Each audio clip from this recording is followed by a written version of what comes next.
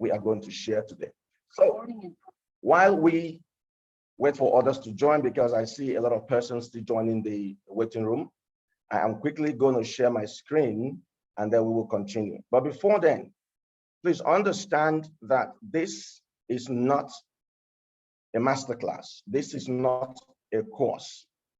Therefore, if there's something you do not understand or something that is not clear to you as we make progress, please do well to pause me and ask the question. Already we are getting a number of comments in the chat, and once in a while I'm going to go there to see what's going on just to be sure that we don't miss anything out. Okay, so everyone says they can hear me. That's very important. Then we can go on. So before we continue, I just want to ask a very basic question. Is there anyone in the room here who considers himself or herself a leader? You can just type, say yes or no, or that you are a leader or you're not. I mean, it's okay. Is there anyone here who considers himself or herself as a leader? So I'm getting yes answers. I'm getting yes answers. Can we get more of that? Yes, yes, yes. Okay, we're getting more yes answers. Correct. Very good. Very good. Very good. So basically, everyone is a leader, but not a leader in title, not a leader in position, but a leader in what you do, the influence you create, and the responsibility you assume, and how you discharge the responsibility. That's what makes a leader truly.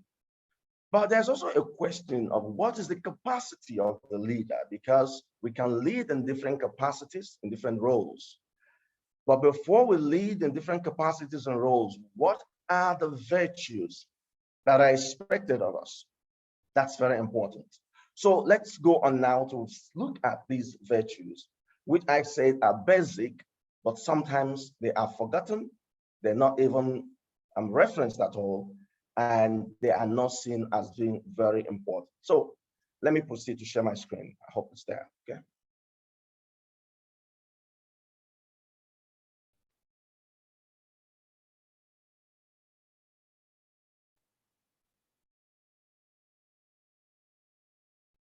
Sorry, let's go back 1 second.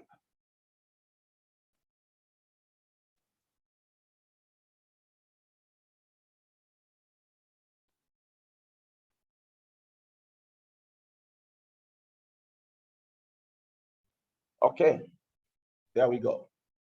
I would just like to confirm, is my screen clear? Everyone can see it? Perfect. Okay, so we're talking about the 9 fundamental virtues of leadership. I'm going to try to make this a bit conversational, but whether it becomes conversational or not also depends on your level of participation. Right, so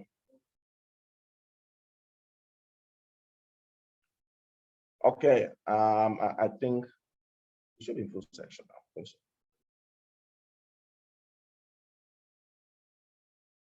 Hold on a second, just to be sure.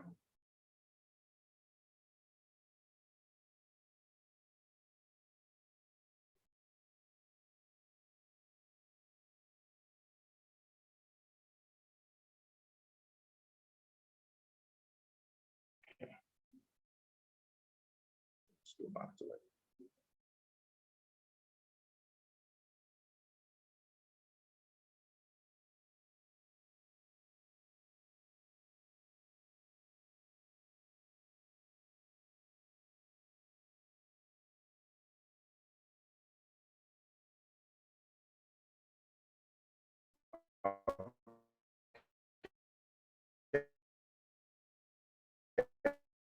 So I just want to be sure my screen is okay. It's clear from where you are.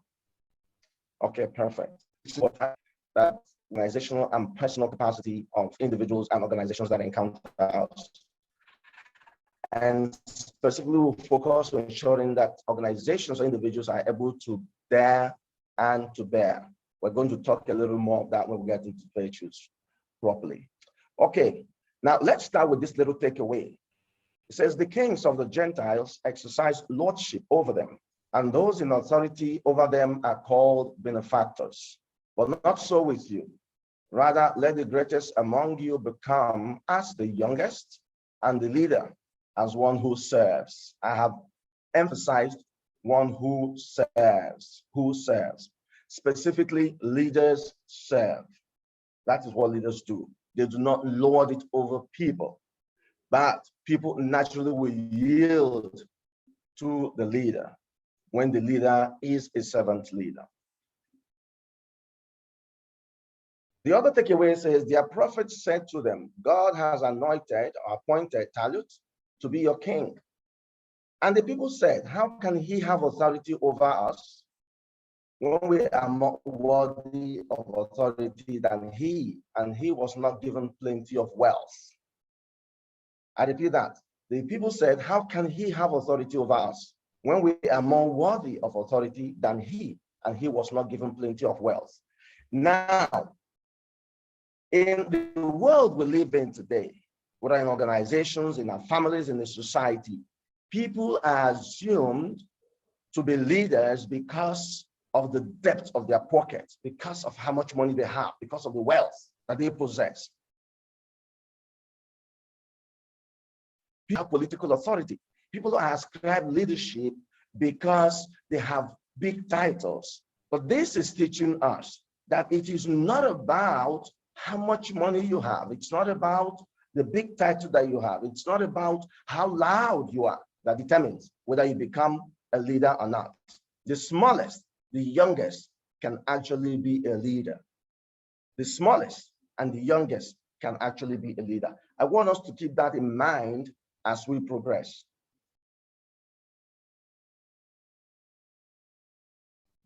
Okay, I just want to go straight to give us a summary of what we plan to do at this session. First, it's our intention, and strongly so, to expose you to ancient principles that helps you live a balanced life as a leader. Expose you to ancient principles that helps you live a balanced life as a leader. But more specifically, it is our expectation that at the end of this section, we'll have learned what we call the first things first of leadership. I repeat that, the first things first of leadership. Because when we talk about leadership, there are fundamentals, there are basics. Those are the things we want to expose you to today. Then, of course, it's our hope that you will understand the most important attributes of leadership. And furthermore, that you would have learned how to imbibe the 9 virtues that we're going to be talking about. And of course, that you will understand your set of guiding principles. What are your personal set of guiding principles? We expect that at the end of this section, you will be able to come up on your own with those sets of guiding principles.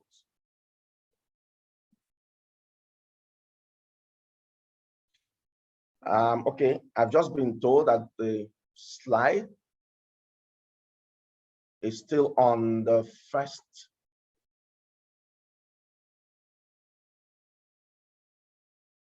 Oh, okay. Just allow a second. I think there's a bit of network issue here. We'll try to sort out in a moment. Give a minute, please. And I'll be glad to go back and ensure that we don't miss anything. Give us a second.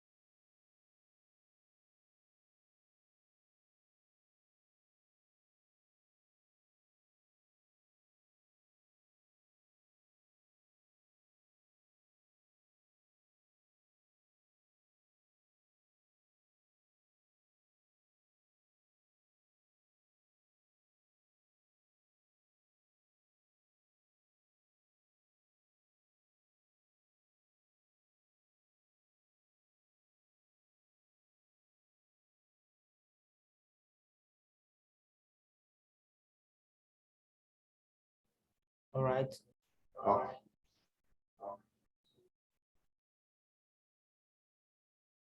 Okay, apologies, we needed to sort this out quickly. So can I have a confirmation that my screen can be seen now, because I want to go over again the objectives.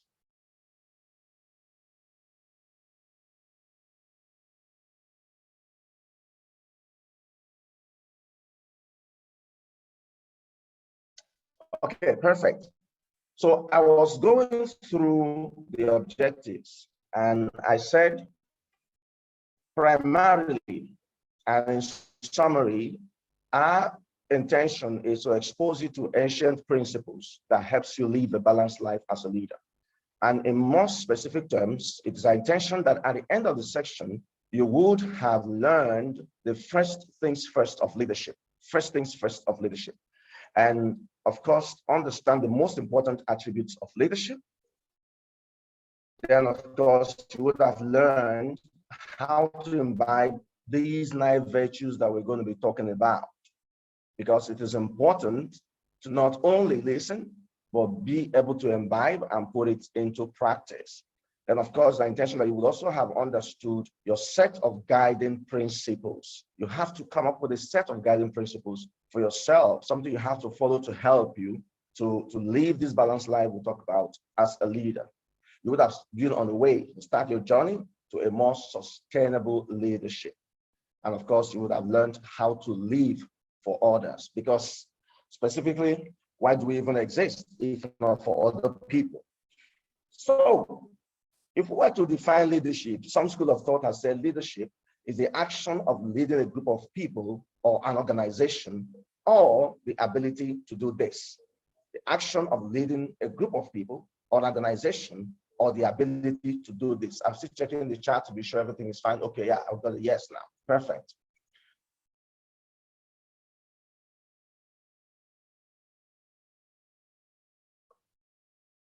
But I dare add, for me, that leading or leadership is defined primarily by 2 words.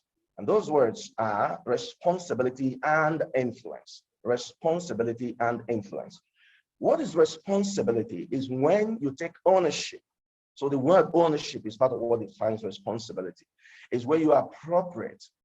It's when you assume that everything around requires you to become successful. Everything around requires you to happen, that you have to be part of a solution. You have to be part of a process to achieve success. That is responsibility. And what is influence?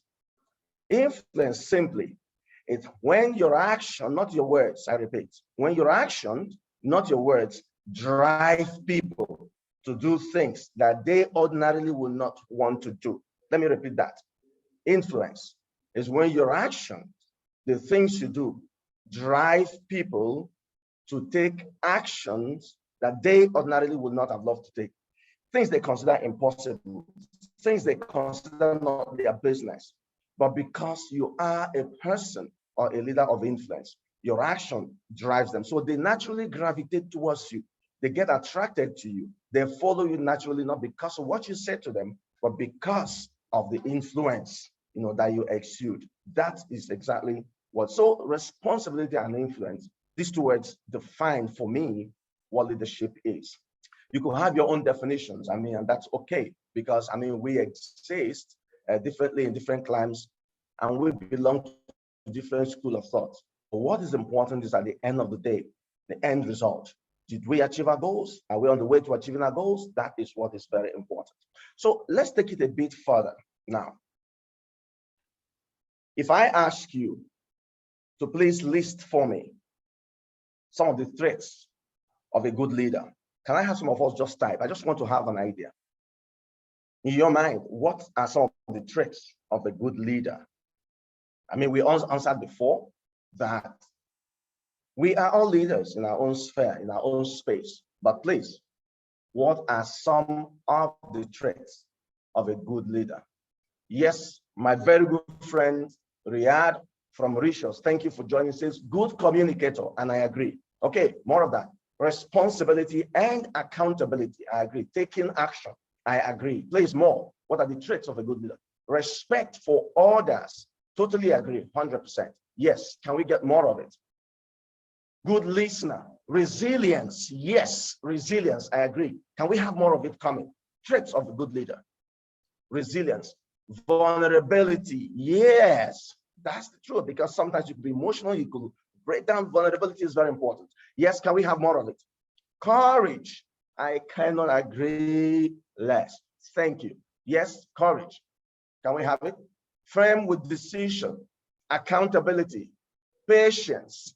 Yes. Can we have more of it? Just a few more. Traits of a good leader. Traits of a good leader. Vision. I agree. Empathy. Correct. Empathy. Humility.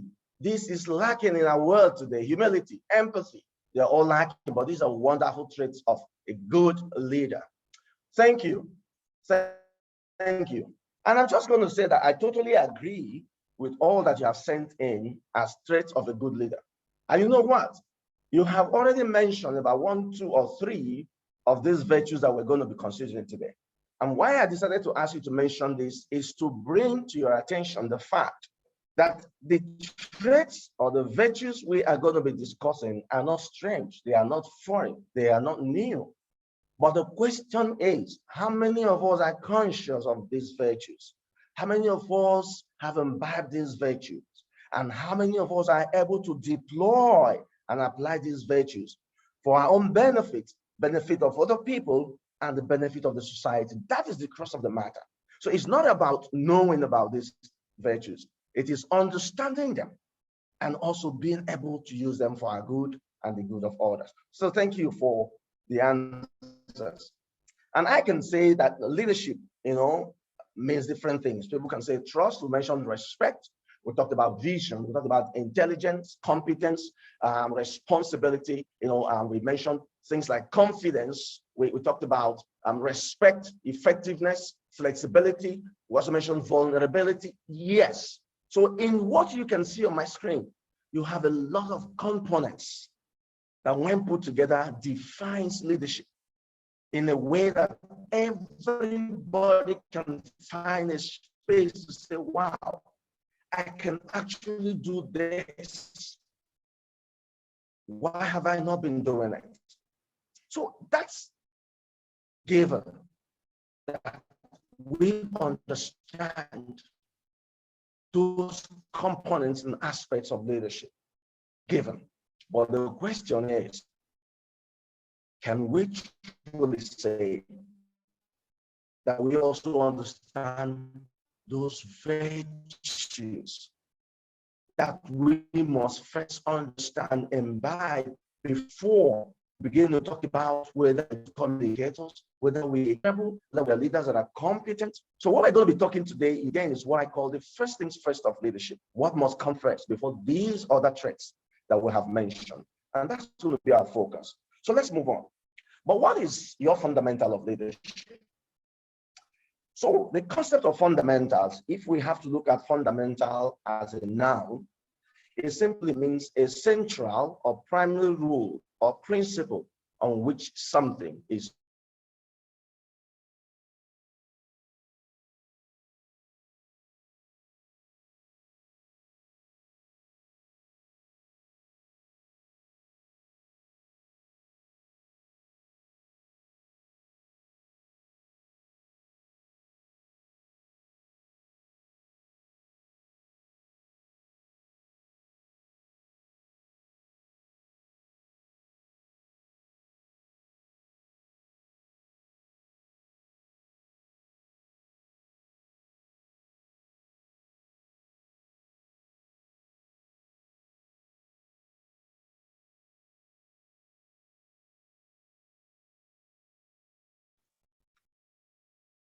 I'm going to go back again to share because it looks like we good. Okay, are we back? Is my screen back on? Okay, perfect. So if it's back on, I was asking what fundamental means to you as a person, and I was defining it. That's something that is core, that is basic, That's what we're talking about. So fundamental can be something that is basic at the root. It could be, you can say it's elemental, primary, right? Vital. It is critical.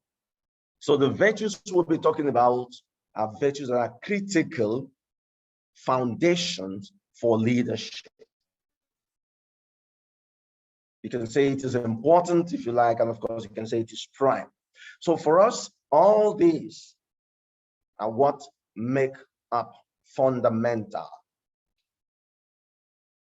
So I just want to give some examples so that we can drive home why we say these virtues are fundamental. If I ask you, what is the fundamental to be enlisted into the military? I just want some answers. You want to join the military, the army, the navy, the air force, police. What is fundamental? Can I get a few answers, please?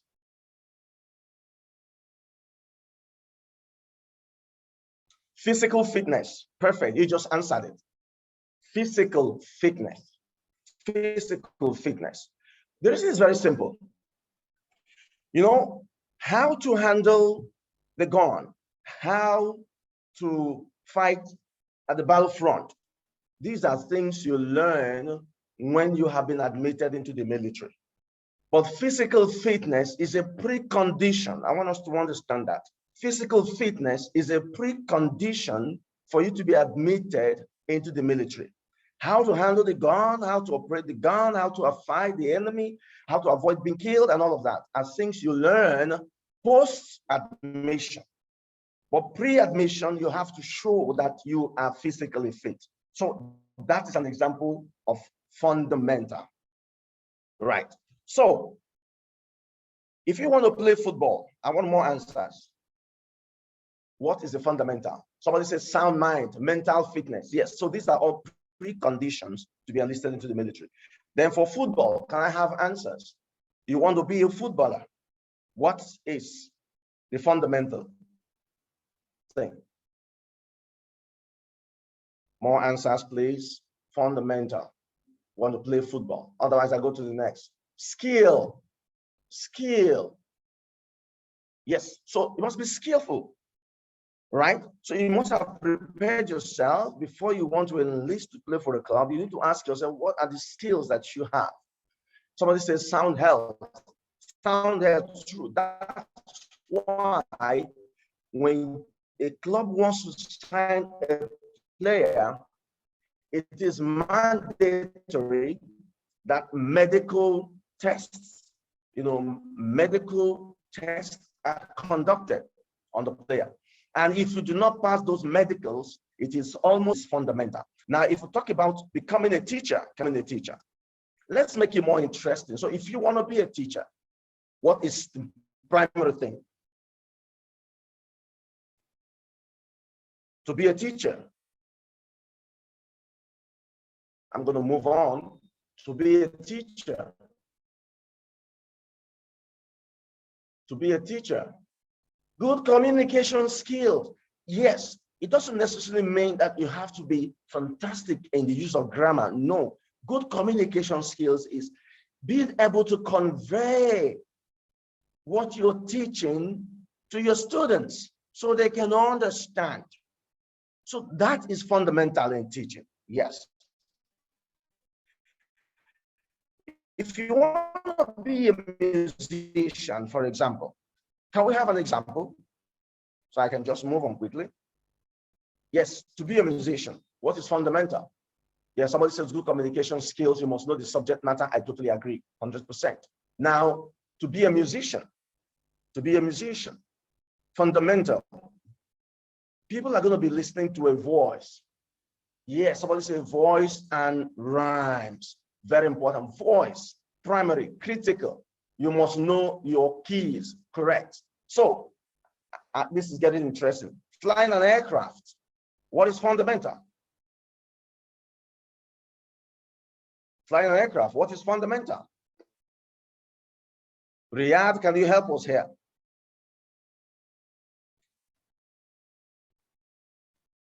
behavior, because people's lives are in your hands. Good eyesight. Yes, sometimes they tell you, look, visibility is 1 kilometer, is 5 kilometers. If you do not have the right eyesight, you probably will not be a good pilot. If you do not have the right behavior, you could someday get paranoid and then people could die because of your bad behavior. These are fundamentals. Thank you. Thank you. Focus. Focus. Yes. Yes. And maybe the last one. To being a comedian. Come on, tell me. If you want to be a comedian, what is fundamental? If you want to be a comedian, what is fundamental? I'm sure this one should be interesting. Yeah, you must say it must be funny. Yes, I must say you must have a sense of humor.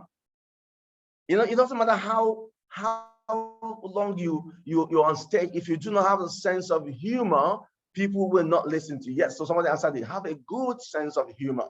So thank you. So we understand now when we talk about fundamental, what we're talking about critical, the most important, the basic, the foundation. That's what we're talking about. Right. So now that we understand this, let's move. I'm going to ask you to watch this video. Right. Let me try to enhance the screen. I hope optimize video clip. Okay. Please pay attention. I'm going to screen a video. I just want you to watch it. It's less than 3 minutes, I think so. Very much less than 3 minutes. So let's go.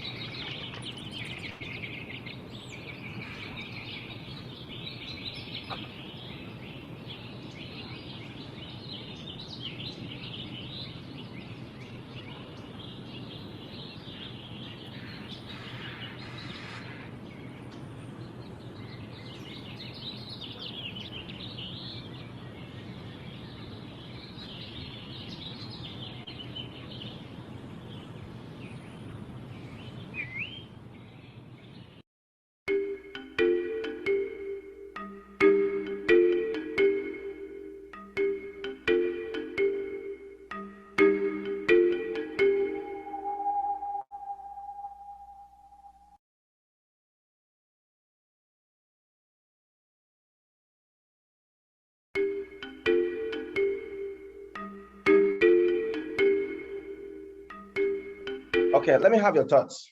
If you comments, use the chat pane before we try to break it down for maybe 1 minute or so. Let me have your thoughts. I'm sure the screening was clear enough from your end. Let's have your thoughts. What do you think?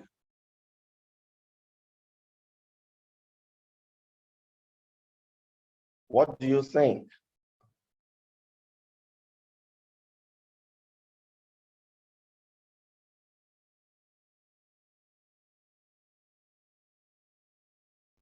I hope you can still hear me, everyone, because I'm not getting comments here. So I'm beginning to get worried. Okay, great.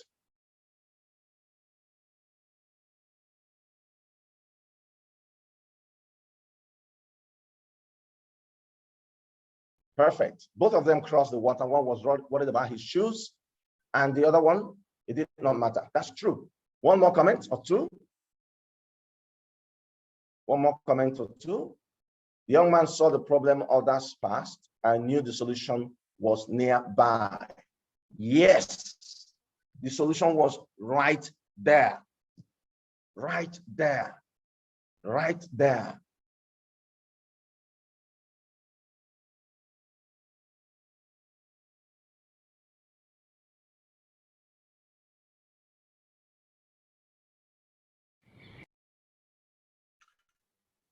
Okay, so Confucius says life is really simple, but we insist on making it complicated. I'm going to try to explain that in 1 minute or less. Life is really simple, but we insist on making it complicated. Now, you watch that video. It is possible that the first gentleman who came there rolled up his trousers or his pants, if you like, and with his shoes in the water, he went over. Probably he's a PhD holder. Maybe he's a community leader, right? Maybe he has a lot of qualifications. He just went that way. He didn't think.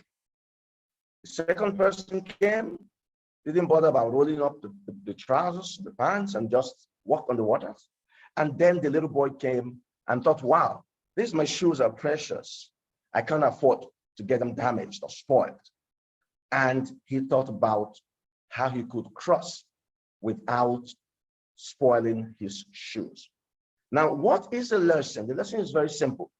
The virtues we're going to be talking about today are not things that are new and strange. You know, leadership experts have propounded different leadership theories and have complicated what leadership is, have made leadership look like it's rocket science. And today, there are different schools of thoughts. And people sometimes question themselves, can I truly lead? Can I truly be a leader? People begin to doubt their capacity to lead. But it's not rocket science. It's not difficult. It's simple. If we can actually look inwards, look around us, what we need to lead, they're all around us. The solutions we need to deploy, they're all around us. The opportunities to take up responsibility and influence, they're all around us. We must not think that it's complicated or that it's so difficult. That is the message, and I hope we get it. So let's now dive straight into what we want to talk about.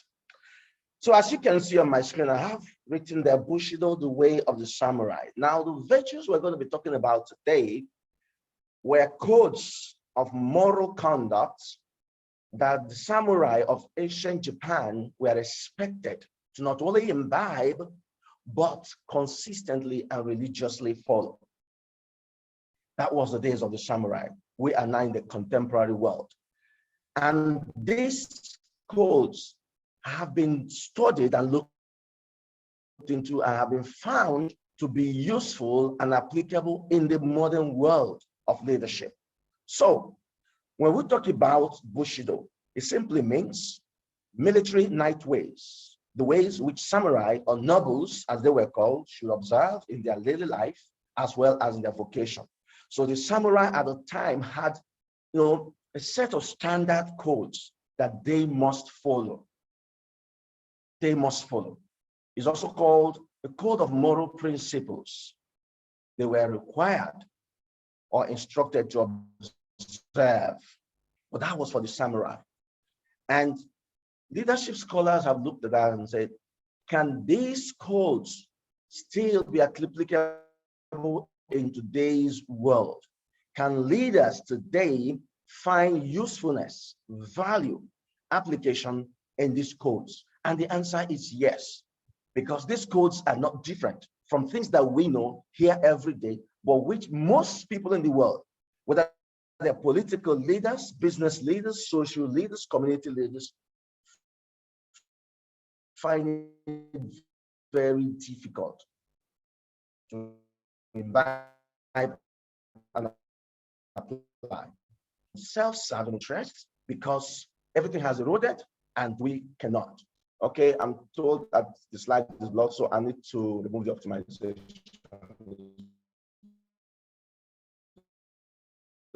Get better.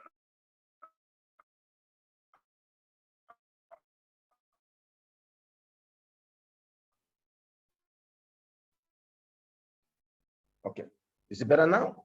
Let's now take a look. Samurai.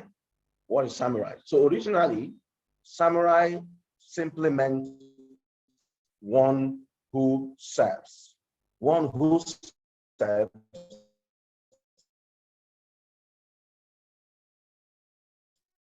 in strict observance of the established. I see some message coming. Okay, perfect. Good. Thank you. Slide is clear. You see how they dressed. in ancient Japan. Today, we do not need to dress this way because we're physical armor, physical dress. It all requires our understanding, willingness, and determination to live in line with those virtues and communicate them to people around us. That's what is required, basically. So, our focus, therefore, on the 9 fundamental virtues of one who serves. So we're going to look at the 9 fundamental virtues of one who serves. And one who serves, we have said, is a leader. So the first things first of leadership. So let me say this, and this is very important. Stated as sufficient to furnish a safe conduct of life and actions, even through the unsafest days of the most unsettled period in the life of a nation or organization. I'll repeat that, and I'll move to the next one. These virtues, if imbibed and assimilated, are sufficient to furnish a safe conduct of life and actions, even through the period in the life of a nation or organization. These are the words of Inazo Nitobe, the author of Bushido, the Soul of Japan, the book from where these 9 virtues have been extracted, investigated, interrogated, and developed. So let's take a look on these 9 virtues. So the first one is benevolence. Benevolence can also mean righteousness. Benevolence can also mean compassion. The other one is rectitude. The other one is justice. The other one is courage. Don't forget, someone mentioned courage when I was asking the traits of a leader. Politeness, sincerity, or truthfulness, or veracity, honor, loyalty, last but not the least, self-control. So these will be the focus of our discussion for the next, maybe I don't know how much time we still have, less than an hour actually. So let's get into it. So in no particular order or in order of importance, rectitude. Now, I want us to understand that while I try to explain this, I'm going to be sharing some personal experiences of my encounters in life and where some of these virtues played a very important role. There could be 1 or 2 other examples of people in the world that we know. And I'll be more than happy if any one of us has any example of an encounter where he or she exhibited any of these virtues and how that helped in the situation. So I want us to understand that, because for me, it's not enough to theorize, or talk about it. I believe that practical experiences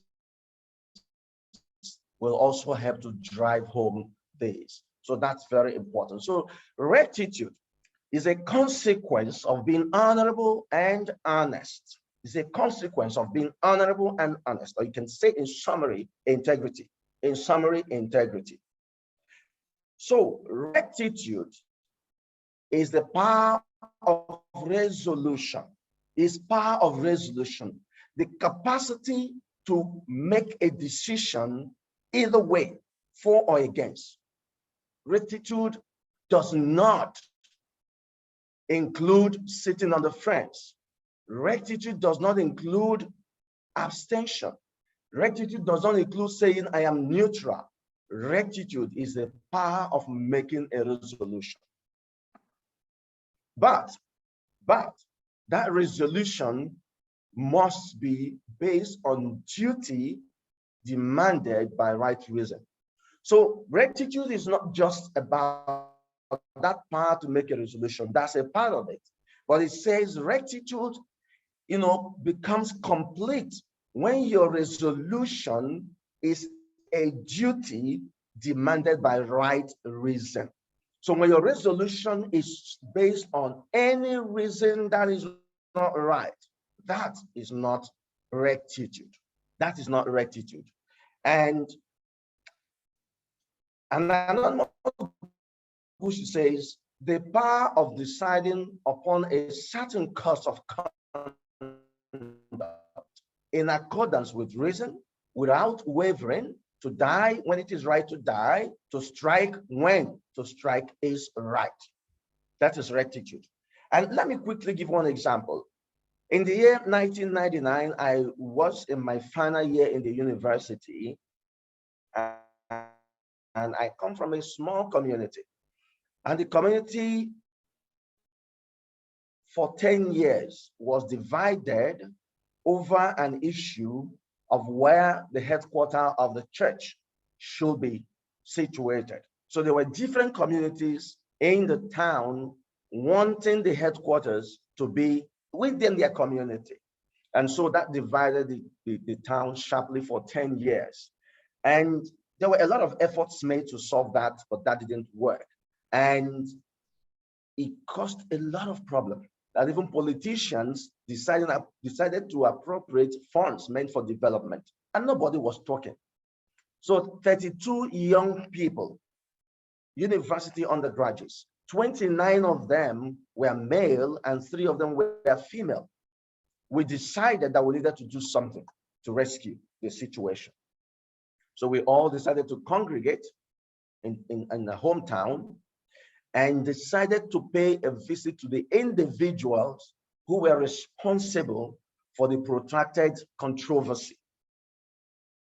When we finished, we got a lot of people coming to our homes and families, threatening that we're going to do different things to us. For those of us who are African, particularly Nigerians, you understand when an elderly person from the community comes to you to say that he was going to deal with you and ensure that you cease to exist from the face of the earth.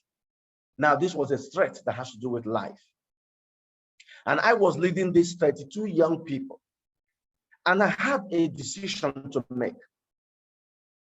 Either to continue on that course based on right reason as a duty, or discontinue because of the threat that has been put up. Now, people from my family called me, advising me to stay away. Some friends called me, advising me to stay away. But I asked myself one question.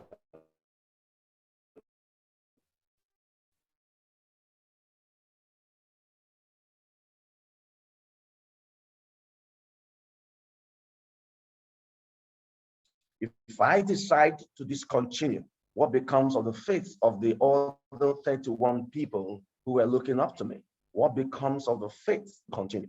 I was going to continue. Now, do not forget that the coda of rectitude. So that's one example. That's one example. So the question I want everyone to ask as we go on is to say, what are those situations and circumstances where you are expected to put your feet down, to make a decision for right reasons? What did you do? What did you do? That is what rectitude demands of us. Okay, I see a question. If you have anything, if you have a contribution, an experience, I'll be more than happy to share. But I'm going to move on because of the time. So that is rectitude. Now, I'm going to continue on the other part of my story when we get onto other virtues, because sometimes it extends from one virtue to the other, actually. Okay, so that's the first one, rectitude. And Dwight Eisenhower says the supreme quality for leadership is unquestionably integrity. Without it, no real success is possible, no matter whether it is on a section gang, a football field, in an army, or in an office. Simply, it doesn't matter where you find yourself. The family, sports, a gang, the military, in government, in politics, where there's no rectitude, which Eisenhower described as integrity, then no real success is possible. That's a takeaway. The other one is justice. I'm going to try to be quick because sometimes justice and rectitude has been merged together. There's a very thin line between both of them, but I decided to separate it because I think there is need to do that. So justice is the ideal, morally correct state of things and persons. That's what justice is.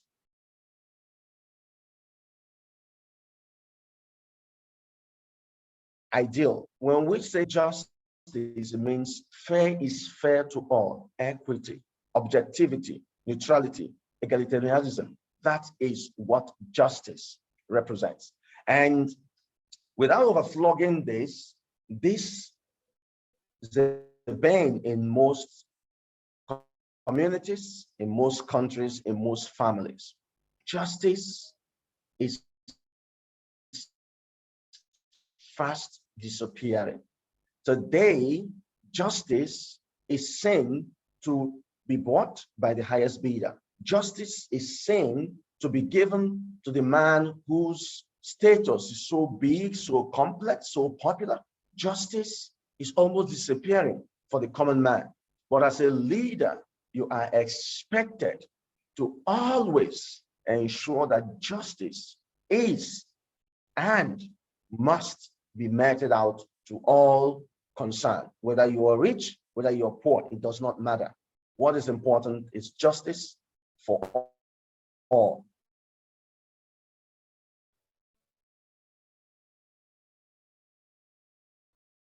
Equity, that's very important. And 35, as a witness to God, even as against yourself. Now, this is very important. This is an admonition that even if the justice is against yourself, you must stand up for it. That is what leaders do. That is what leaders do. So it says, stand up firmly for justice as a witness to God, even as against yourself, or your parents, or your kin, and whether it be against rich or poor, whether it be against rich or poor, justice must be justice. So the question is, for those of us who answered before that we are leaders, and totally agree we are, how are you driving justice as a leader? How are you driving justice as a leader? That's very important. So let's move on. Courage, one of the most important of all the virtues, one of the most important of all of them.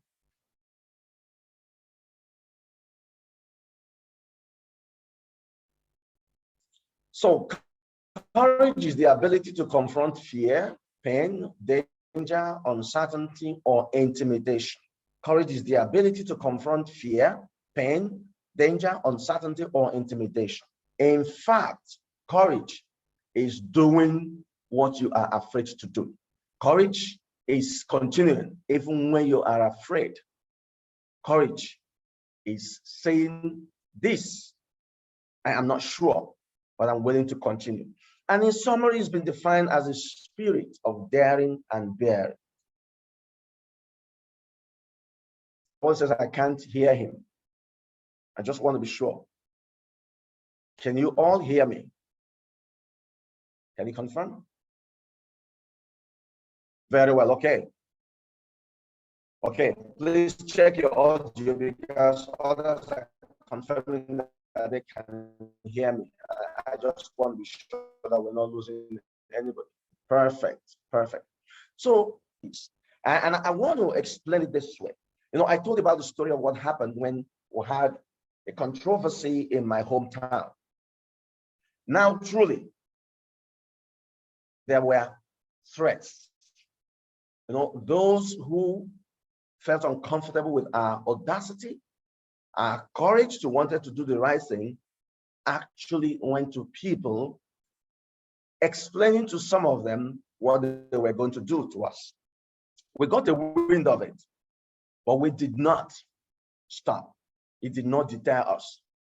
We looked at it and said, there are two choices, either to abandon the course and disappear, or stay the course and hope and work to achieve results. So we stayed the course. So daring and bearing, it's the main ingredients of courage. It simply says it's not enough enough to say, I can, I will, or to say, I want to. What is most important is staying the course. I'll give you one typical example. Take, for instance, an athlete who has been preparing to participate in the 5,000 meters in the Olympics. The first time he thought about participating, he was gripped by fear, not sure if he was going to win. He didn't want to get in. And because of that, he did not participate. The second time, he determined and worked very hard to participate again, but not being sure whether he should or not. He was encouraged to move on. And he gets to the track, the starting line, and said to himself, I really want to do it. You know what? That moment when they say, on your marks, get set, and then there's a blast of the gun to say, go. And this athlete starts running. That is the moment of daring. Please listen. That is the moment of daring. This is a very important moment, but it's not the most important moment. Now he has taken off with others on the race, 5,000 meters at the Olympics. Now, after 1,000 meters, one individual dropped. After 2,000 meters, another individual dropped. After 3,000 meters, two persons dropped. And this gentleman said to himself, maybe I should also drop. Maybe I cannot finish this race. Maybe I am not prepared enough, strong enough, determined enough, courageous enough to finish the race. But again, one voice says to him, you have to stay the course. Now he continued with his legs getting tired, with his heart beating so fast. He's gasping for breath, but he continued. Now, those periods where discouragement came, and he said, no, those periods where his legs, his physical energy, declined so much, and he said, no, he will continue. That is the moment of bearing. That is the moment of bearing. And then he continues. He was able to bear to the end, and he finishes the race. That is when courage comes to completeness. That is when courage comes to completeness. So courage, again, is the spirit of daring and bearing. But the most important part is the bearing part and not the daring part. And Inazumi Tobe, the author of Bushido, The Soul of Japan, says, perceiving what is right and doing it not argues lack of courage. In our everyday life, we are challenged. One example of what I gave, what happened in my village, I knew what was right. I had a choice to say, I don't want to do it. But that would have been described as lack of courage. So, as leaders, we must stay the course in the face of danger, in the face of intimidation, in the face of uncertainty, even when we are afraid. Ask yourself the question, what are those times when your courage has been questioned, when your courage has been challenged? How did you fare? How did you fare? Okay, I'm just checking to be sure that I can still be heard. That's very important for us.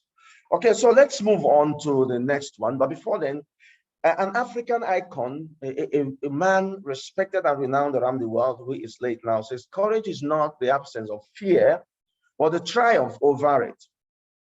He added, the brave man is not he who does not feel afraid, but he who conquers that fear.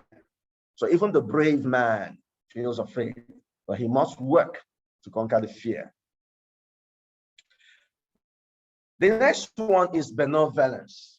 And I said benevolence can also mean righteousness, or if you think that is too big a word, you can say compassion. But benevolence characterizes the true goodness of the mind and spirit, the unbiased kindness to do good, a confessed thought and regards for the welfare of all the people, and finds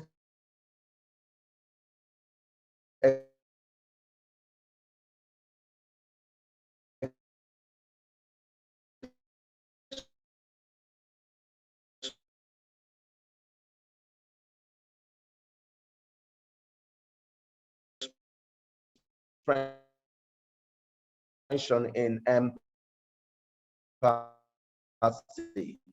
It finds empathy and assume and imagine yourself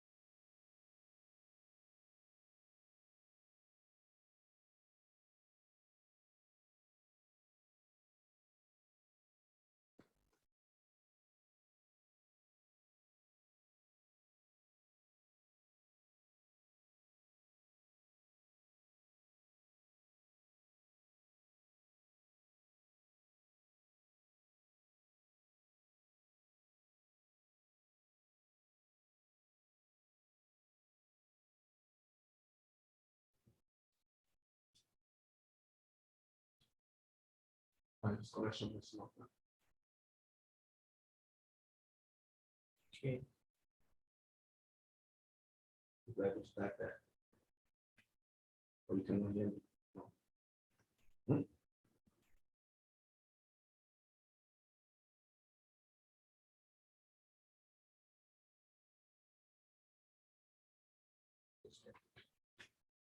Okay.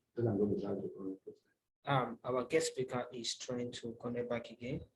There was a glitch in the network connection. Just a minute. We'll be right back. Recording in progress. Progress.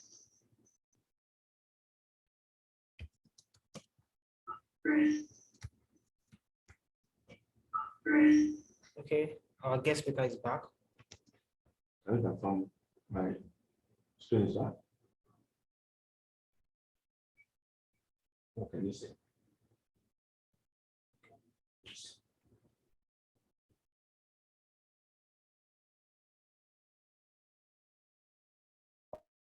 Okay, my apologies again. There was a bit of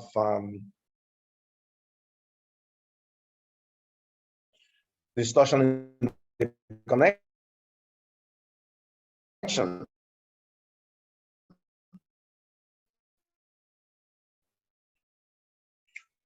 So I was explaining benevolence and what it is.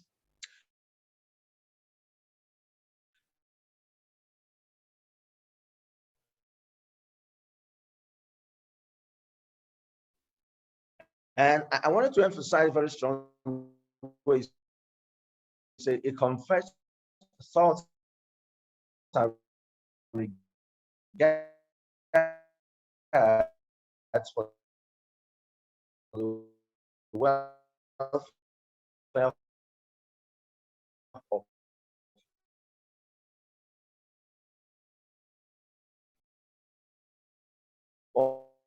all the people.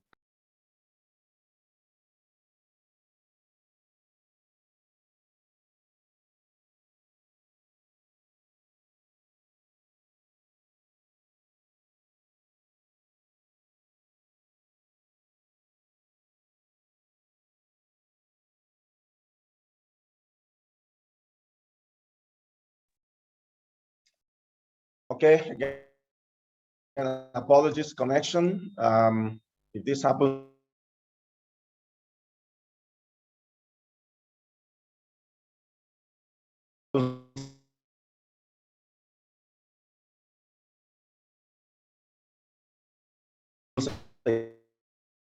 again,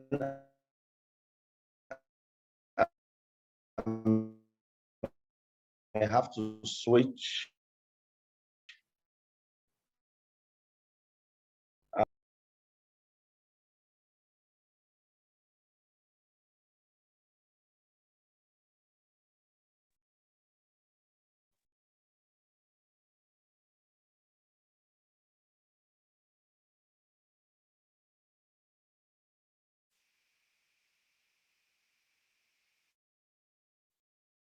Okay, I just changed the connection. I think the screen is back. Okay, so in summary, benevolence is defined as the feeling of distress, and I'm going to try to explain this.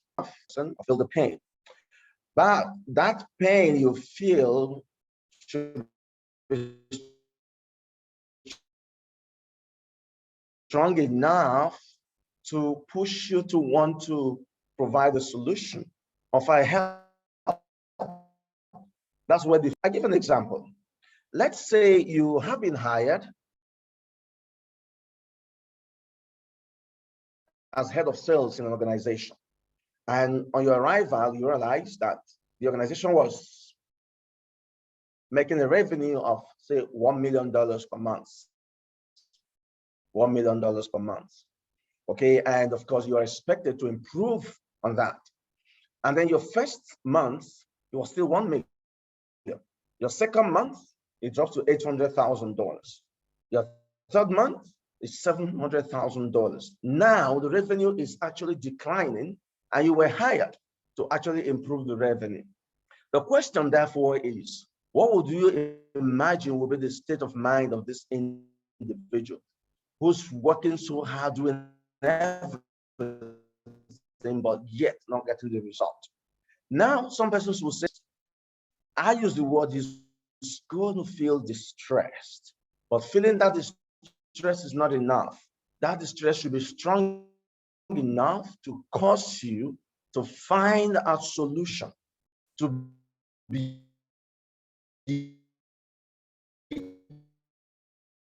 able to change, that trend of declining revenue.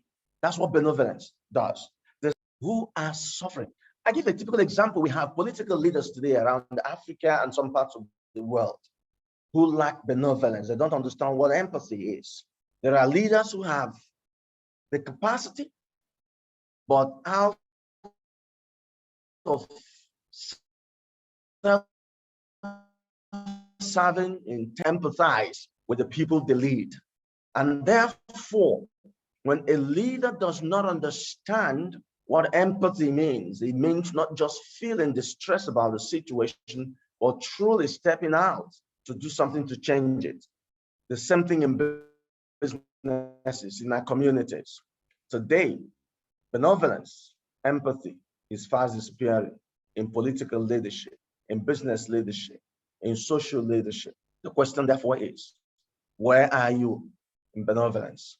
If we're to put you on a scale of 1 to 4, using again an example from the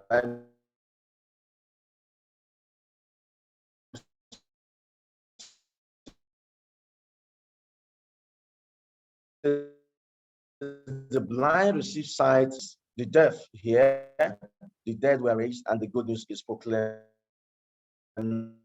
to the poor. Now, is to make here is to say, when you feel sorry for people, when you empathize with people, you must take steps to solve their problems. And this quotation is actually saying that beyond empathy, beyond sympathy, there were actual steps taken to ensure that the sight could receive, the blind could receive sight, the lame could walk, and those who are leprosy could be healed. That's the point. So when you feel distressed enough, do something, solve the solution. That is what is lacking today in the world. But the question therefore you need to ask is, what is the place of politeness? Politeness is another of the virtues that we're talking about today. It says politeness is best expressed as the practical application of good manners and etiquette. Practical application, practical, not in words. Not say I'm a very polite person, I respect people, I'm very courteous. No, those are rhetorics. We are talking about practical application of good manners and etiquette. And it says courtesy and urbanity of manners. That's what it is. Good. You can still hear me, just checking to be sure. So, politeness. What is politeness? Some say courtesy, respect. Yes, that's true.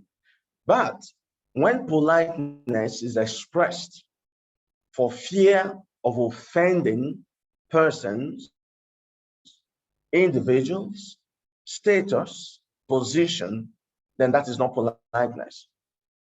So the point I'm making is, when you exhibit politeness because of fear, offending people's way of life, that is not politeness.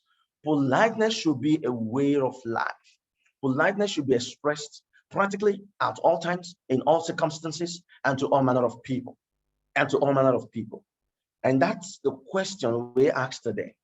When you have a responsibility to lead, when you occupy a position, do you move of respect to one who lords it over people? That is the question. So politeness must be expressed at all times to all people. And it says, as you wish that others do to you, do so unto them. That is very important. You know, sometimes we try to fix people.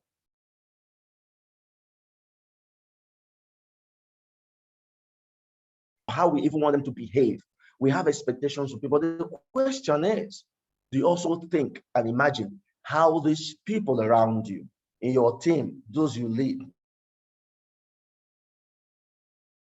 your family, your social side? So that's what politeness talks about.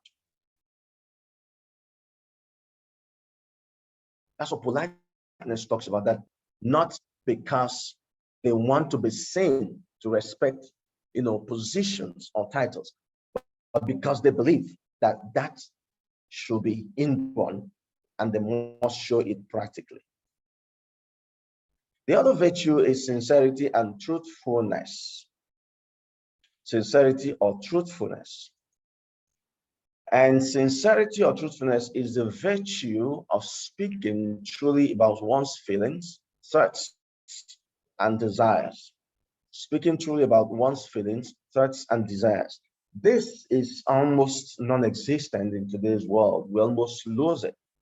People have learned now to be economical with truth. You hear that a lot. Or where people try to replace truthfulness with diplomacy. Okay, as you have to be diplomatic. Yes, I am also. And it's okay to be diplomatic in what requires diplomacy.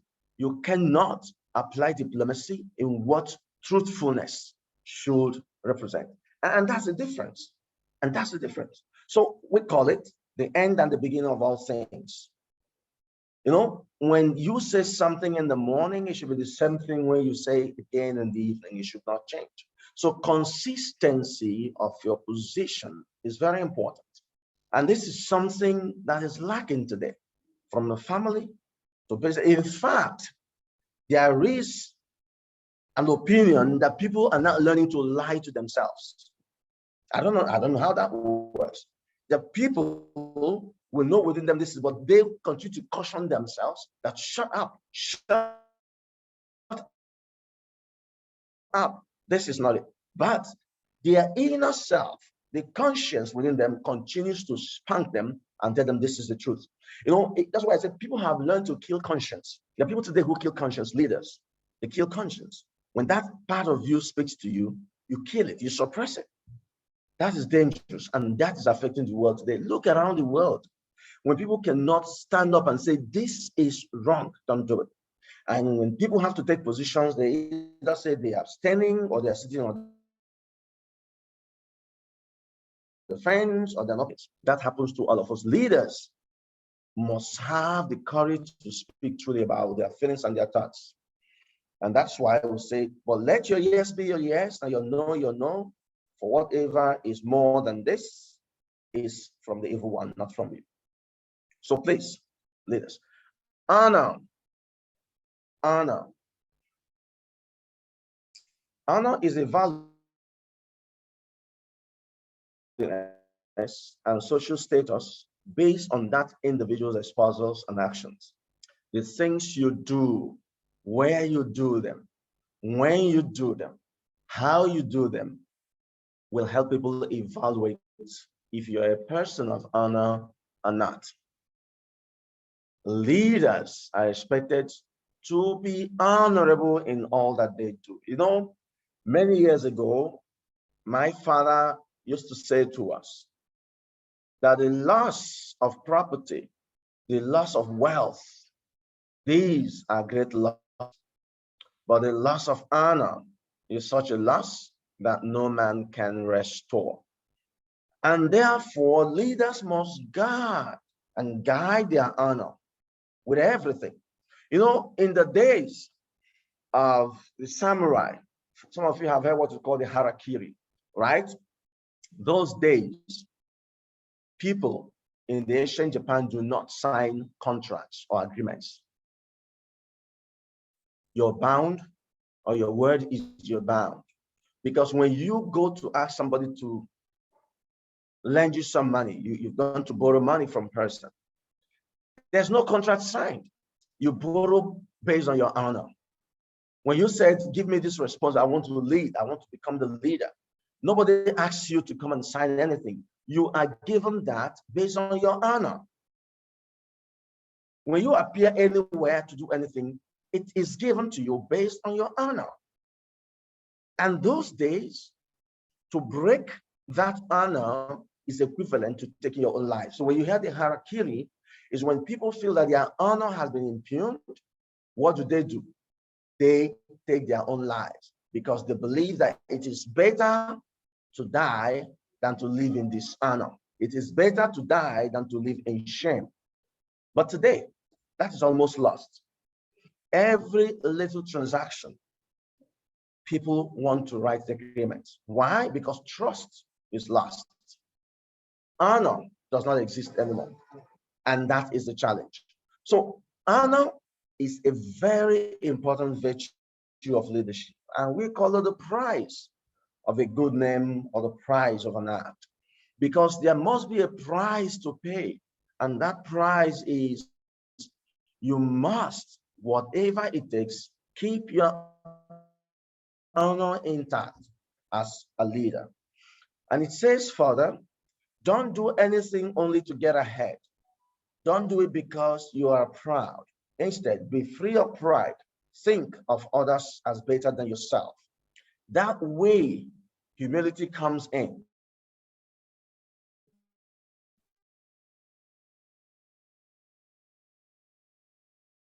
Your honor is intact. People can measure you, not do. I can tell you, using even my own country here, Nigeria, as an example, honor is almost non-existent anymore. People break contracts. Even when they sign them this time, they still renege on them. They still break the agreements and the contracts. You can imagine, therefore, if nothing is ever signed. So leaders who want to imbibe the 9 virtues must learn honor and practice honor. Let's talk about the 8th of the 9 virtues, loyalty. Loyalty is faithfulness or devotion to a person or a cause. Loyalty is faithfulness or devotion to a person or to a cause. And let me use another example of myself. For some of you who are here, I know I am a JCI member, a proud one. And I had the honor and privilege of serving JCI and being active for 23 years of my life. You know, unbroken 23 years, unbroken 23 years of active membership of JCI. And in those 23 years, it was not all, rosy. There were challenges. And I remember specifically in 2009, the year after my GCI presidency, JCI Nigeria was really challenged, and a lot of people had their thoughts and opinion on the best way to solve the problem, And a number of persons approached me and took the effort to either get the national president removed or find a way to take the national president out of office. But as a person, the question I ask myself is, where is my loyalty?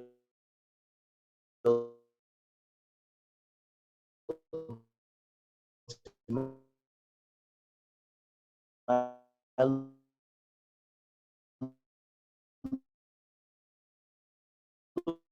loyalty is to the organized shelves and did a self-reflection and ask myself, what do I truly believe? What cause am I fighting? Can I truly move away from that?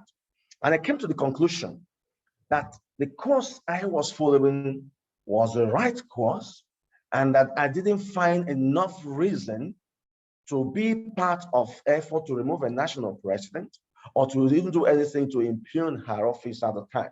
So I had to stay loyal to the principles and ideals of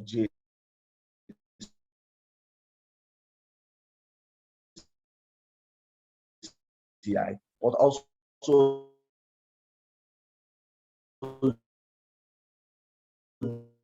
loyal to the president. That was a devotion. Pursue your career. I had persons at the time who said my position at the time could stop me from continuing in my JCI career. A lot of persons said that to me. A lot of persons sent messages to me on that. But I was ready and willing to sacrifice that career to remain loyal. So the question, therefore, I have for you is, how many times have you been challenged where you have to make a decision either to stay loyal to a cause, to stay devoted to a cause or a person, and where the other choice is for you to abandon that cause for the sake of growing your career? I made that decision. Some persons call me to say it wasn't a good decision because they felt that was going to. I made that decision, and I'm happy today. I made that decision, and somehow that career was not cut short.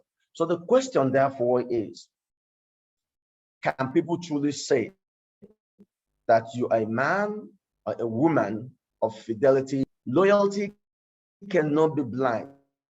Loyalty must be fidelity in the cause of honor. It is faithfulness in the cause of honor. When honor is out of the equation, then your loyalty will be questioned. So again,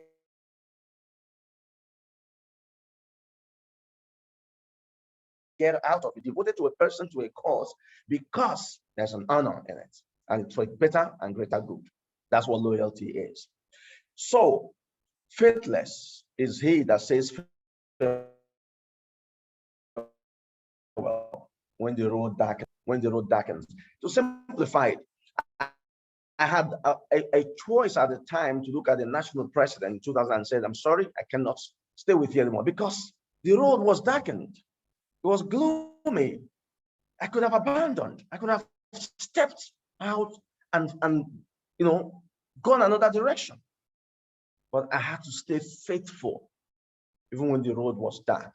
It is the same thing. You need to ask yourself, where are you? When you're called, can your loyalty stay the course? Can your loyalty stay the course? The last of the virtues we need to talk about is self-control. What is self-control? Self-control is exertion of one's own will on their personal self, their behaviors, actions, and thought processes. Believe me, I have seen and I know, and I'm sure you agree, there are individuals and persons and leaders who are not in control of their decisions, who are not in control of themselves, who are not in control of their actions. Their actions are remote control by some other persons from behind the scene. What they do, what they put out, their actions are persons who, when they get into a new climate or environment, they allow the environment. To change them. But self-control is the power to control self and control circumstances. The power to control self is, that is what self-control is. I'll give you one small funny example. You know, I've been drunk only once in my life. I've been drunk only exercise self-control. That was in March 1999. My final year in the university. I failed to exercise self-control. And you know, I went out with some of my friends to a party.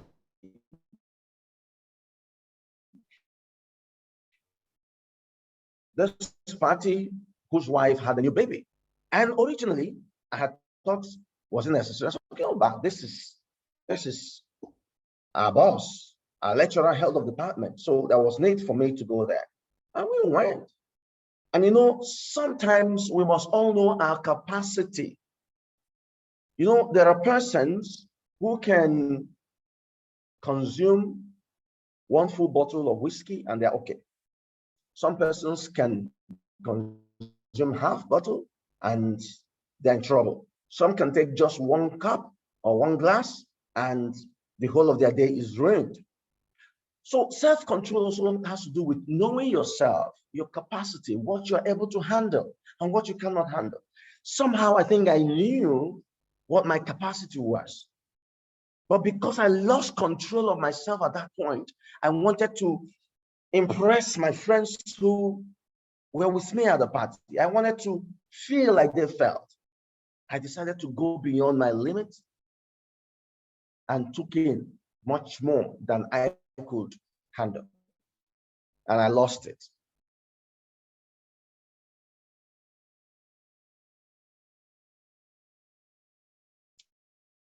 And I lost it. Now, what's important is I thought about it. I knew I could get into trouble, but I went on. That was a total lack of self-control has become a very important mantra. So when you find yourself in an environment, do not allow the environment to control you. Change the environment, control the environment. When you have different voices speaking to you, be able to ask yourself, what is it that I can handle?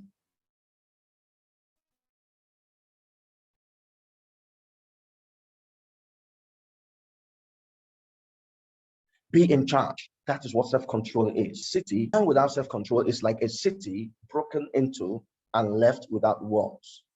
So you have to be in charge. You need to understand where you are. Do not desire what you cannot manage. Do not desire what is not necessary. Do not desire what is not useful. Do not desire what is not needed. Now, one of the biggest challenges of our leaders around the world is this question of self-control.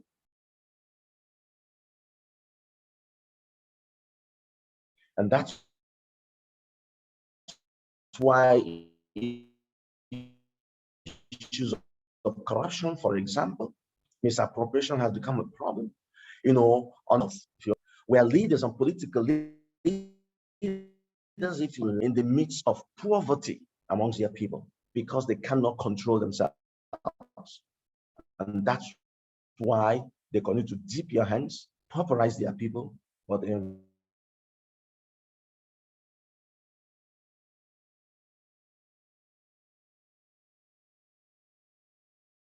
enrich themselves and their family. You must always be able to exert your. This is the last of the virtue. But I'd like to add that when you have these 9 virtues under control, then the other qualities or traits of leadership that we talked about, like communicating effectively, being able to delegate, the vision, the strategy, the competence will now come in. Imagine that you have a leader who communicates very effectively, but he lacks self-control.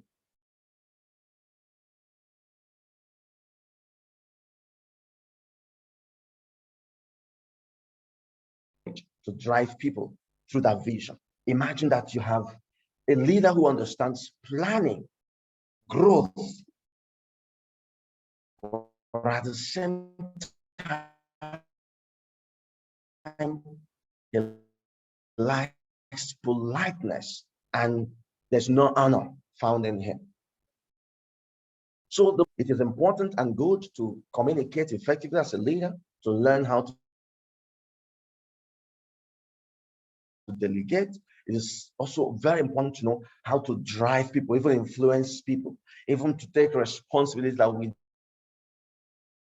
define as part of what leadership is. But what is the usefulness of all of this if there's lack of courage, if honor is absent, if self-control is not found, if benevolence, has disappeared from the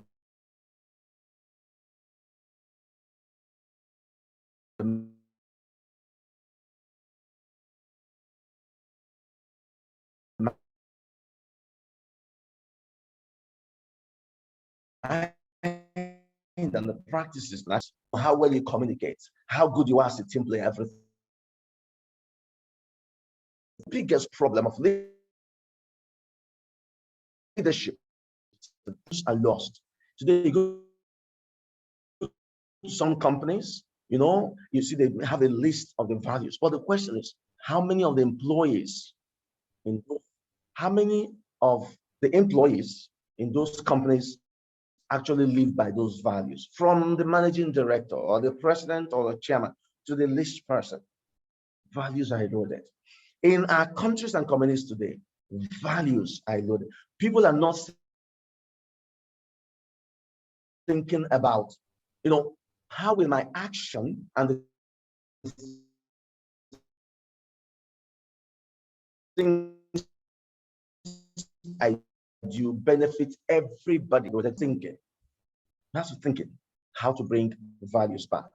The other thing is selfishness of self-serving behaviors.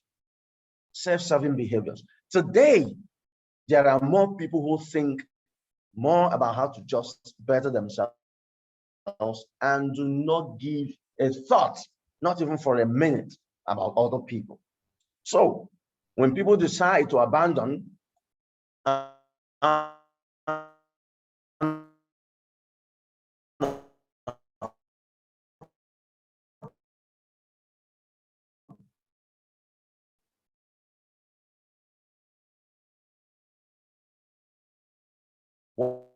what is the reason? Because kill on loyalty to the win.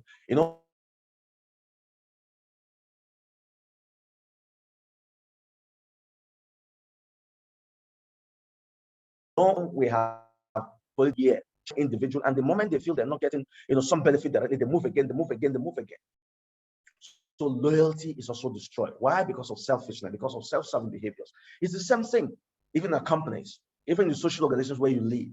Everyone is thinking about how to satisfy himself or herself and nothing about people. This is another reason why these virtues are scarce today. The other one is declining role models and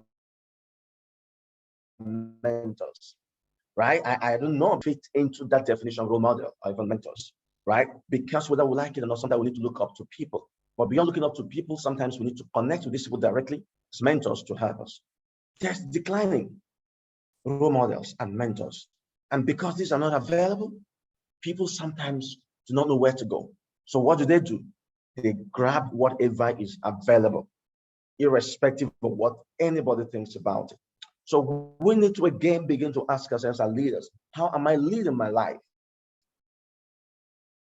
Can people be proud to say, I am a role model? Or can people walk up to you and say, well, I love your courage. I love the fact that you're a very polite person. I've seen that you have integrity and that you stand and you are a very loyal person. And therefore, I want to learn from you. How many of us can proudly say that today? That's another reason why this virtue is scarce. We have a lot of leaders who are bad examples. all over. And I mean, you know, some of them where you live in your country, you know, globally, because of bad examples by leaders.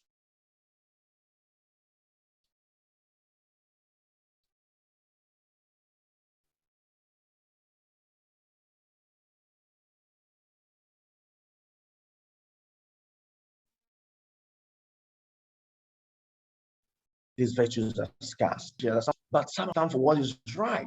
Some of them have become lords. When you see them move around, there's no humility, there's no politeness. They've thrown honor away and then do not understand what loyalty is. How much more self-control? Their examples in public is nothing to write home about. My question to you is, can you be proud to say what you do in the public? You can be proud of it.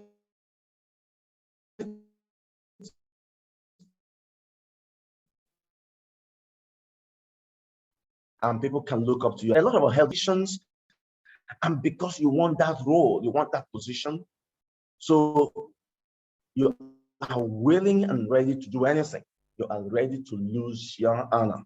You are ready to take care of anything and everything that comes your way because you want to get to that position. That is a very big problem. So we need to ask the question, why is there unhealthy competition? Merit has been buried. You know, people today do not get what they want based on merit. It is based on who you know, mostly. In most climes, in most societies. For some societies, yes, merit plays a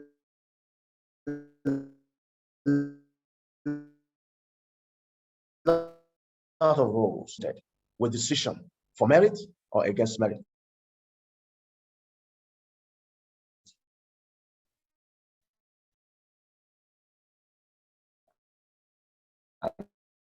How did you decide? You know, people's lives and actually have become worthless, so it means nothing to them. You know, persons have seen themselves to be worth nothing, and therefore they don't care about the other person. They see every other person as the same. So we're painting everyone with the same brush. And that's a big challenge today. So if we must cultivate these virtues, we must look at these 6, you know.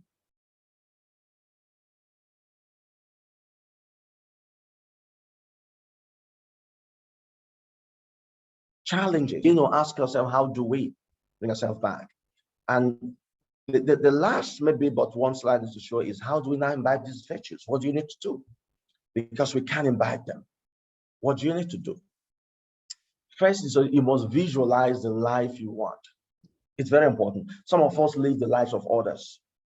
Okay, because my friend, my colleague is doing this, and I just key into it. You must visualize the life you want. You know, capture it properly, understand it. And then you must identify leaders who exemplify what you want. That life that you want. Are there people around you, in your office, in your family, in the society, who are already living their lives in this direction? So you must identify them, very important.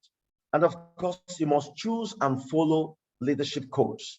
You know, I have what I call my personal Bushido, my personal code of principles and conduct. The same thing I ask you to do. You must list them. It should be formalized, it should be written. Put it somewhere where once in a while you go through it and ask yourself, how am I doing? And then the only way to measure, you measure your standard with that of the society, measure the standard with that of the community, measure your standard with what other people are doing, and ask yourself, where am I on the scale? I have that scale of measurement, and you can continue to adjust. Each time you think you failed or not done well in any of the 9 virtues, you do some adjustment. You keep checking yourself. So, and you must follow through with determination. It's not easy, it's tough sometimes, but it's doable. I'm not still there, but I can assure you that I've covered a lot of grounds and I'm still work in progress, and you can do the same. There's no perfect being, but we can come to a point where we say, look, if measured at scale of 1 to 10, I can say I am at least 7 or 8. It is unacceptable to be 4, 5. It is not even good to be 6. It must be 7, 8, 9, 10, maybe. That's asking too much. But you must have a skill and measure yourself and determination to follow through. And what is important is when you find yourself to have imbibed these virtues and you see them working for you, you must share them with other people. You must share them with other people and encourage them. And the last, you must find a reason always to keep going, keep repeating it. It could be a reason of the future generation. It could be a reason of how to save our world. Our environment today is suffering. So certain actions, you see, it's a contribution to saving the environment with the climate change and the impending disasters around it. What are you doing? So find a reason is to guarantee a future for the generations yet unborn.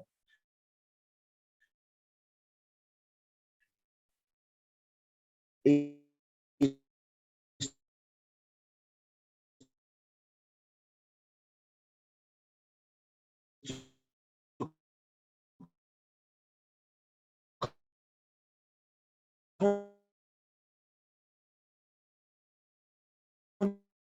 contribute your quotas. There is a without life here, 18 years, 20 years. Everywhere will know it. Even in our families, there are challenges. They're all there. But those who dwell on these problems and challenges all the time cannot solve the problem of the world. And he says, even though we are aware of these realities, we need men, and I add women, who can dream of things that never were and ask, why not? We must ask, why not me?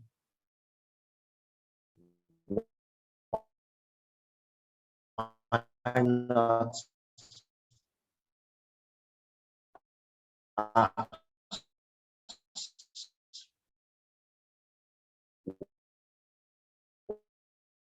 Why can't we be the one challenges that we face? And when we do that and we push through and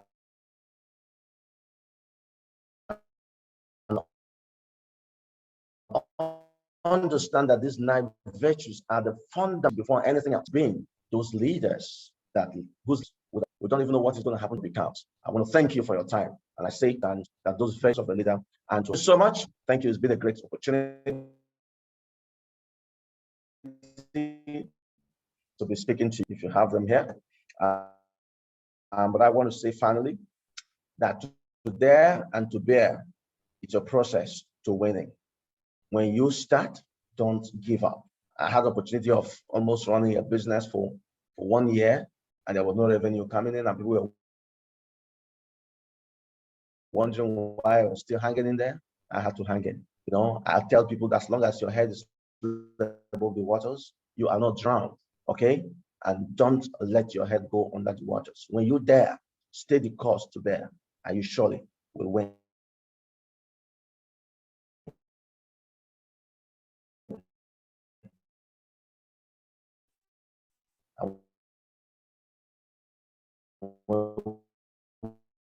We win. Thank you so much for the powerful section. If you have any question, please kindly use the comment section or raise up your hand.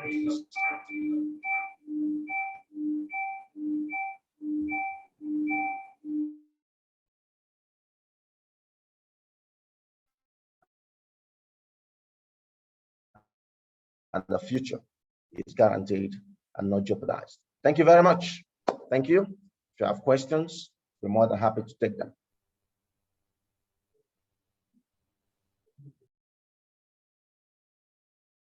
I'm waiting for your questions, and Mr. Paschal is still available to answer your question. Okay, thank you. I can say the comment section. Wonderful presentation. Thank you so much. I'm going to give you an evaluation form in the group as after this webinar. I will will send it to the WhatsApp group, and then I will send it to our email address. You can get the feedback from us. Do you have any question? We'd love to address your question. Thank you for the amazing feedback in the chat box.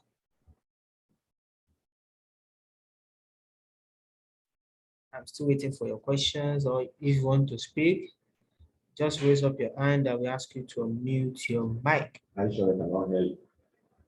Please, can you hear me? I want to be sure you can hear me so that I'm not talking to myself.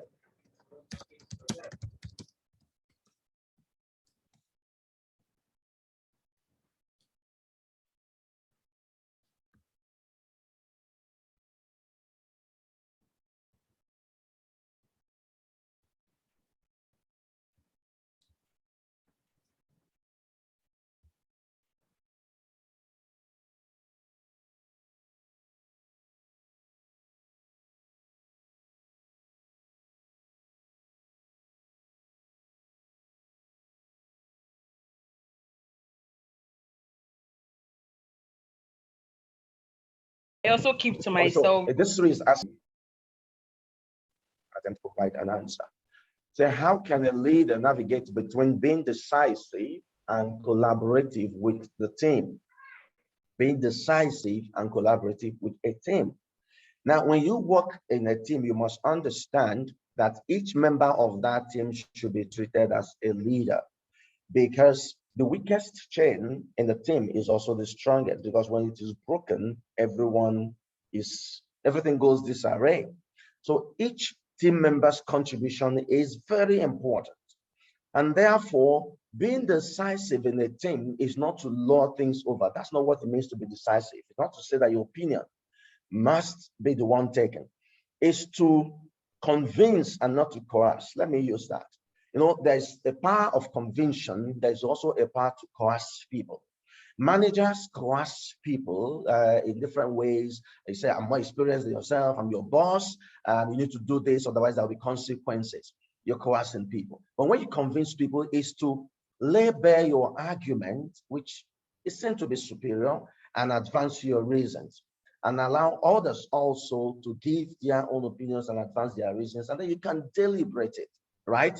But in being decisive in the team is when there's a decision to be made and your opinion is sought, you must give your opinion. That is being decisive in a team. Being decisive in a team is not to say your opinion must be taken. So when there is a decision to be made in a team, being decisive means giving friends, supporting the team. At the end of the day, that might not be the opinion taken, but whatever opinion taken is one that must have been sieved properly, considered properly, and the reasons for its choice properly given. And you as a team member must understand and accept that. So taking a position on issues, that's number one. Number two, I talked about having the power to convince. And sometimes people are convinced not by what you just say, but who you are. If you are a very good team player, somebody who is very instrumental and of great value to the team, there is a tendency that people listen to your opinion and your contribution most times. And that's where responsibility and influence comes in. If you are an influential member of the team, I mean, 8 out of 10 times, people will tend to say, yes, we agree with you. So that is the way to approach it in a team, okay? And it's not when you're managing people, when you can just make a decision, opportunity to participate and make decisions. Yes, you could have a leader in the team, but that leader also relies on the contribution of the team members, to finally say this is the direction we have to go. Okay, thank you. There's another question here. Akinlabi says, people management still remains a major challenge of problem leadership. In this age, how best can we influence others? Persuasion or coercion? I think you almost answered it yourself. Abraham Lincoln said something, and I want to paraphrase it, and that's very important. He said,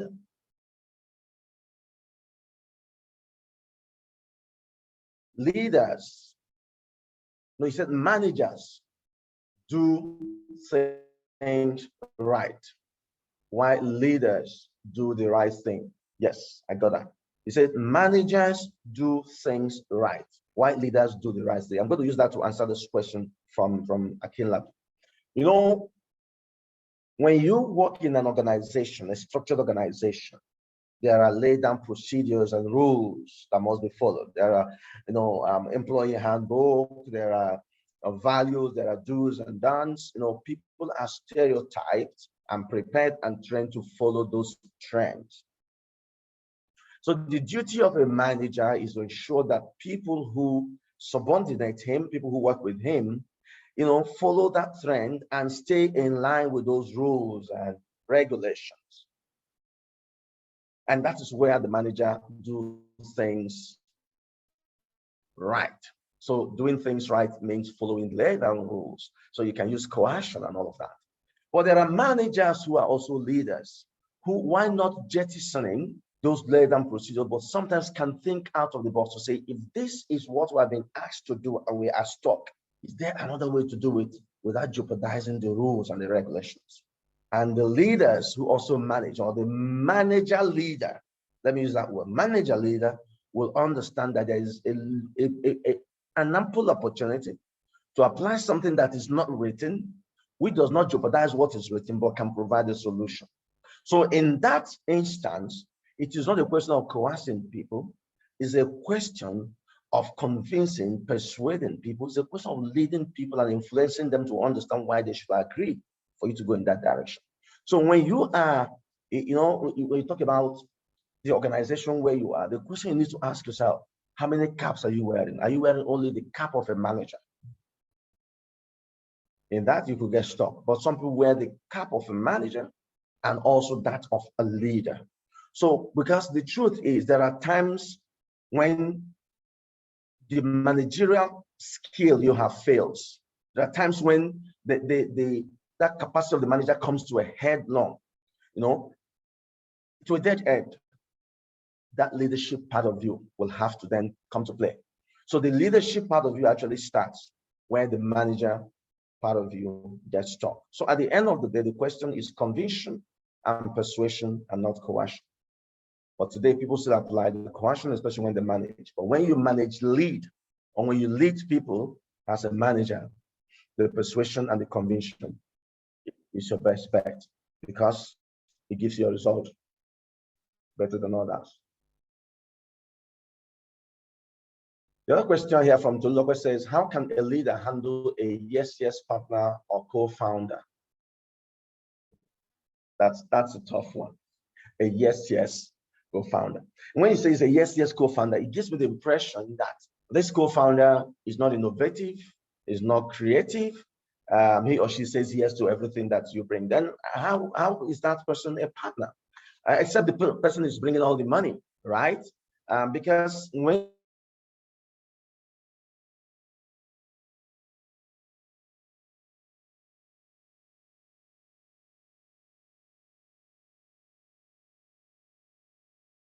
you use about partnership or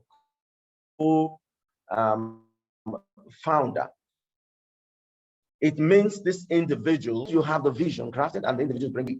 But it's important that look, if you want to participate and partake and benefit from this business as a co-founder, then you need to sometimes bring your A game. You need to make contributions. But believe me, if you have a co-founder who is a yes, you need to move on. You need to move on. You have to try what you have to try. Let him into your thinking. So if you have the right skills, the right vision, the right capacity, you can also train your co-founder. You see, sometimes because we think we're co-founders, we think we're beyond training. So if you are ahead of your co-founder, the question is, how much has your skill, your experience, your expertise, your competence rubbed off on your co-founder? Train him. Train her. Teach him. Teach her. Share. Let the person understand why he or she cannot continue to say yes. So you have a responsibility. So my answer is how to handle. You have to teach. You have to share. You have to let the person in. You have to Let the person see why saying yes all the time will not help interrogate, critique, and get the best out of the business that you do. So please, you have a role to play there. Help the co-founder. Okay? Help the co-founder. It's important. You have a role. You have a role. Okay, any other question? If there's none, because we have well exceeded 2 hours, and I'm sure some of you may have other things you need to do, but please do well to respond to the questionnaires. Feel free to tell us things we need to do to improve this session. There'll be other sections in the future, and there'll be free webinars. There will also be paid sections, but we will do our best to ensure that we periodically have these free webinars on other topics, and we will make it much better. I can assure you, we'll make it much better. So thank you so much, everyone, for your time. Thank you for participating here. Reach out to us if you think there's something we can do for you, or if we can help in any way. For those of us who are having challenges in leadership or in our organizations, and we think you need some input, some support, we're more than willing to work with you to improve not just your person, but also improve the organization. That's what we're here to do. Thank you so much, everyone. Thank you so much. I think it's time to now